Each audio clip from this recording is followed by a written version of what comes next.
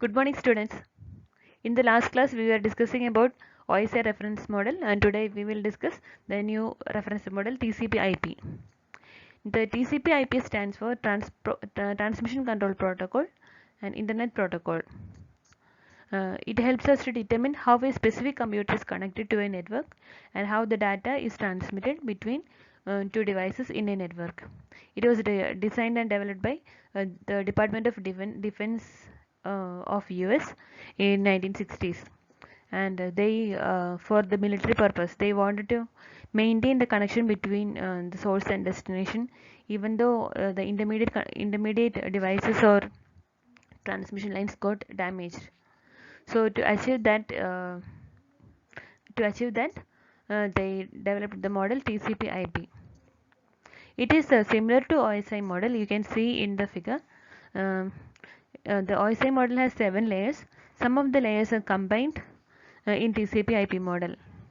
And that is the first two layers, the physical and data link layer, are combined to form the host to network layer. The second layer, the network layer of the OSI model is maps to the network layer of TCP/IP model. Then the transport layer maps to the transport layer, and the higher three layers, that is session layer, presentation layer, and the application layer, are combined to form the application layer in TCP/IP model. Hosted network layer or network access layer. It is the lowest layer of TCP/IP model, and it is a combination of data link layer and physical layer. And this layer defines how the host or the computer is connected to the physical medium, how the host can access the physical medium. It also looks for hardware addressing and the physical transmission of data, how data is transmitted over the physical medium. The TCP/IP does not define what happens in this layer, except that the host has to connect to the network using some protocol so that it can send the IP packets to the network. The TCP/IP does not define any particular protocol in this layer, but only what it says is that the host has to connect to the network using some protocol, but it does not define any particular protocol in this layer. So the device can send IP packets to the network. The higher layer of the network access layer is the internet layer. So the internet layer sends the data in the form of IP packets to the hosted to network layer. So the devices need to connect to the network so that it can send IP packets to the network. The TCP/IP does not define any particular protocol in this layer, but only what it says is the host has to connect to the network using some protocol, and this protocol varies from host to host or network to network. It depends on the network, and it depends on the computer. The protocols generally used in this layer are Ethernet, FDDI, that is Fiber Distributed Data Interface, or ATM, Asynchronous Transfer Mode, Token Tree, Frame Relay, etc. These are some protocols that are generally used in hosted to network layer. Now comes Internet layer. It functions similar to the network layer of OSI model. Its role is to permit the host to inject data packets into the network and have them travel independently to the destination. So, like the network layer of OSI model, it handles data in the form of data packets, and it helps in routing them over the network to the destination. The packets may reach the destination in a different order than they were sent. The packets will not follow the same sequence as it was forwarded from the sender. It will reach the destination in a different order. So it is the job of the higher layers to rearrange them in the correct order. The internet layer defines the packet format and the protocol called IP protocol. The internet layer defines the format of the packet, that is what are the control information, what are the headers, which are the size of the data packet, etc. That is the packet format. And the protocol, the internet layer defines the protocol called IP protocol, and this IP protocol is responsible for the logical transmission of data over the entire network. Now we will see the main protocols used in internet layer. One is IP, that is Internet Protocol, then ICMP, and ARP. IP stands for Internet Protocol, and it is this protocol helps for delivering the packets from source to the destination. It uses the IP address available in the packet header. So it identifies the destination by using the IP address available in the packet header. The IP has two versions. There are two types of IP protocol, that is IPv4 and IPv6. IPv4 is most commonly used, but because of its there is some limitation for the address, so we are using IPv6. So IPv4 and IPv6 are the two versions of IP protocol available. Now ICMP protocol. It is Internet Control Message Protocol. It gives information about the network issues present in a network. So this Internet Control Message Protocol, ICMP, is encapsulated in the IP datagram or IP packets.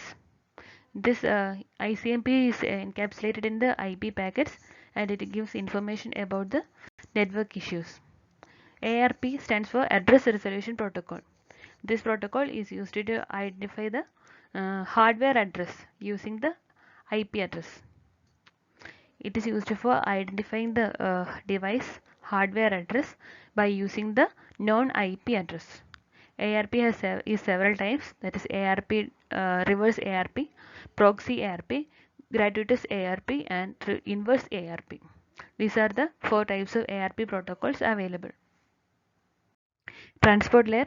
It is a layer above internet layer, and it is similar to the transport layer of OSI model. It allows peer entities on the source and destination to carry on a conversation. The two end-to-end transport layer protocols are defined here: Transmission Control Protocol and User Diagram Protocol. The two protocols in transport layer are TCP and UDP. TCP is Transmission Control Protocol and UDP is User Diagram Protocol. TCP is a reliable connection-oriented protocol. So the features of TCP are: it is a reliable and connection-oriented protocol. We already know what is a reliable service. We already know what is a connection-oriented service. A reliable service means in which there is no loss of data. We can guarantee 100% data delivery in a reliable service. And in a reliable service, the receiver always sends an acknowledgement to the sender, intimating that it has received the packets correctly. So TCP is a reliable service.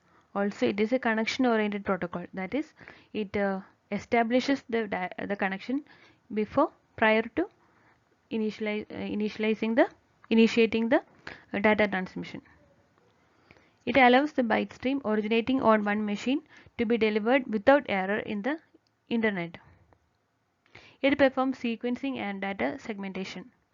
We know that in the internet layer, it receives data in a not in the correct order. So the transport layer performs the sequencing, that is rearranging the data received in the correct order. And it also performs segmentation of data, that is when the transport layer receives data from its upper layer, that is the application layer. It divides the data into smaller units called segments. So the data is handled at the transport layer in the form of segments.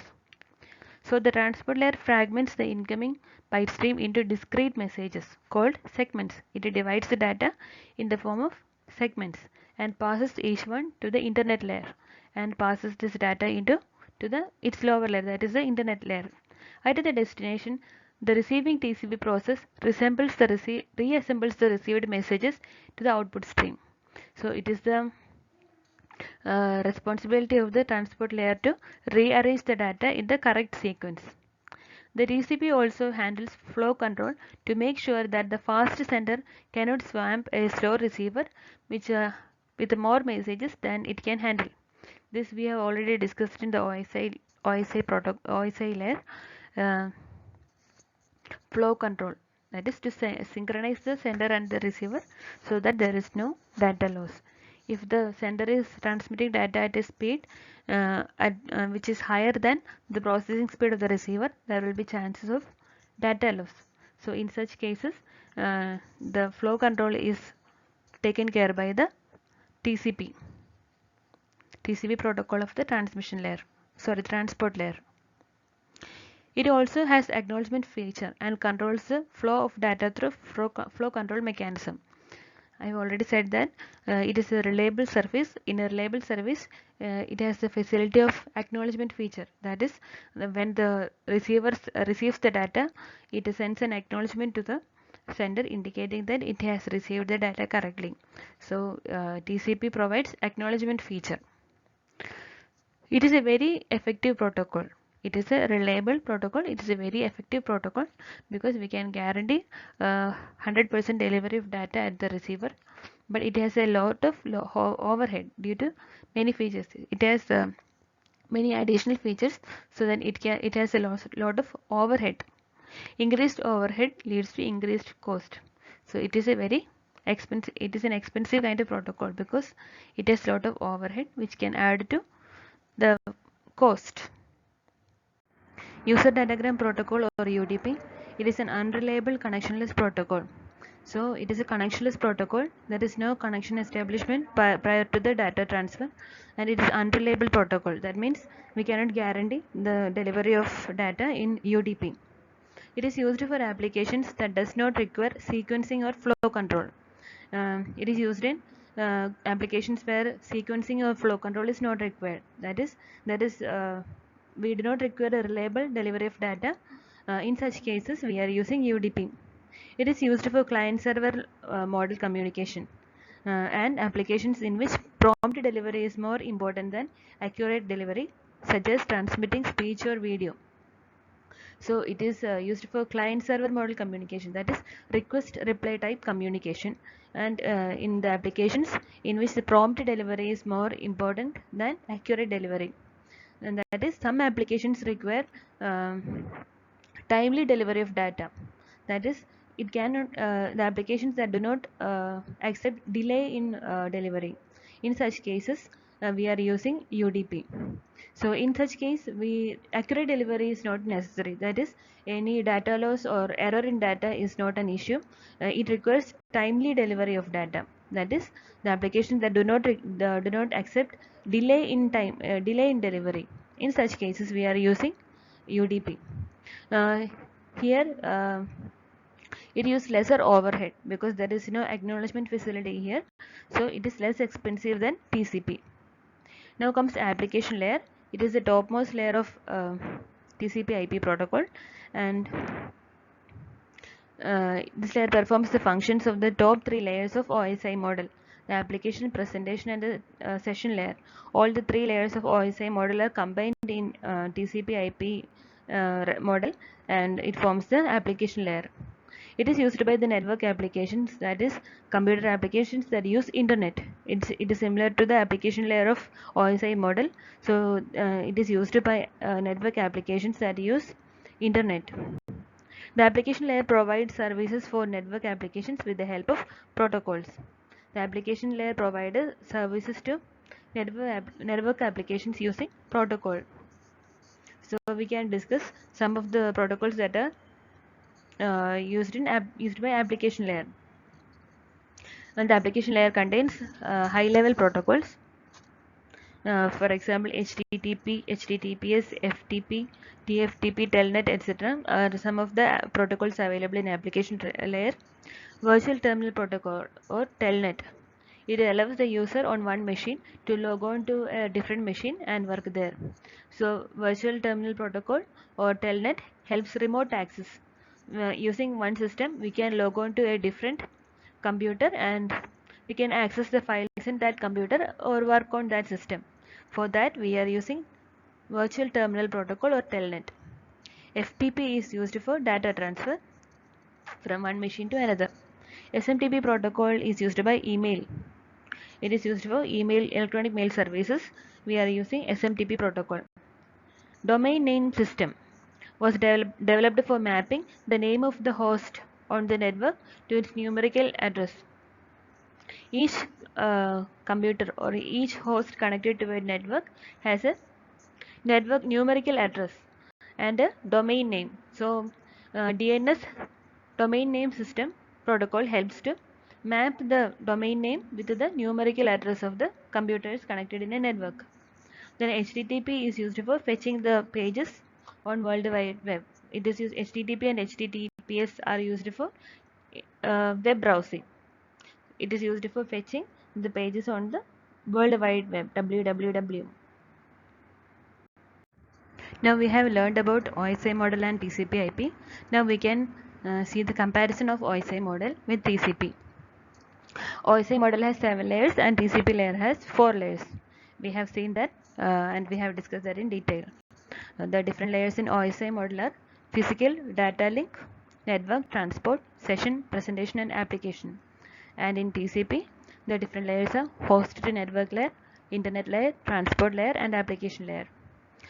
Some of the layers in OSI model are combined in TCP/IP. We have already discussed all that. Then OSI is a theoretical model. It is a theoretical model. It acts as a reference model to follow in a networking, in designing a network. But TCP/IP is a practical model or it is a reality model. TCP/IP is the model based on which our internet is built. So TCP/IP is a practical model and OSI is a theoretical model. OSI is a theoretical reference model. OSI provide explicit distinction between services, protocols and interfaces. So OSI provide a very clear definition of services, protocols and interfaces between different layers. It can clearly define or it can clearly separate out the difference between services, the protocols and the interfaces in each layer. But in TCP, it does not give a clear distinction between the services, protocols and interfaces. In TCP, we can add or modify the services, the protocols interface based on the application. So TCP does not give a clear distinction between services, the protocols and interfaces in each layer. OSI model was defined before the implementation of protocol. So in OSI reference model, the model was defined. The layers were defined prior to the implementation of protocols. First the model was defined and the protocols were categorized into each layer. But in TCP/IP, first the protocols were implemented and then the model was created. First the protocols used for networking were implemented and after that each protocol were categorized into different layers. In OSI model, it has separate session and presentation layer. We have seen that and we have gone through the services of each layer. So in TCP/IP, the presentation layer and the session layer are combined in the application layer. The OSI model supports connectionless and connection-oriented communication in the network layer. So it can provide both reliable and unreliable delivery of packets in the network layer. In TCP/IP, it provides only connectionless communication in the network layer. The OSI model supports connection-oriented communication in the transport layer. And TCP/IP provide both connectionless and connection-oriented communication in the transport layer. We have seen that they are TCP and UDP. So in transport layer, we can say that the OSI model gives 100% delivery of data packets. It can guarantee 100% delivery data packet in the transport layer. In TCP/IP, we cannot guarantee 100% delivery of data packets in the transport layer because it is providing both connection oriented and connectionless services in the transport layer. In connectionless service, we cannot say we can guarantee 100% delivery of data. So in OSI model, it is a strictly layered structure. It gives very important priority to the layered structure in OSI model and defines the services of each layer separately. In TCP/IP, it is a loosely layered structure. We can modify or add some variations in TCP/IP layers. The protocols can be easily added or replaced in OSI model because it is a very strictly layered structure. We can add or replace protocols in OSI model based on the technology variations. We can easily add or replace protocols in OSI model, whereas it is difficult in TCP/IP model because we cannot strictly say which layer each protocol belongs to. So it is difficult to add or replace new protocols based on any updation in technology. So we have completed the first module of MDOC, network hardware and software. In the next class we will go to the second module, that is protocol layers and their functions. Thank you.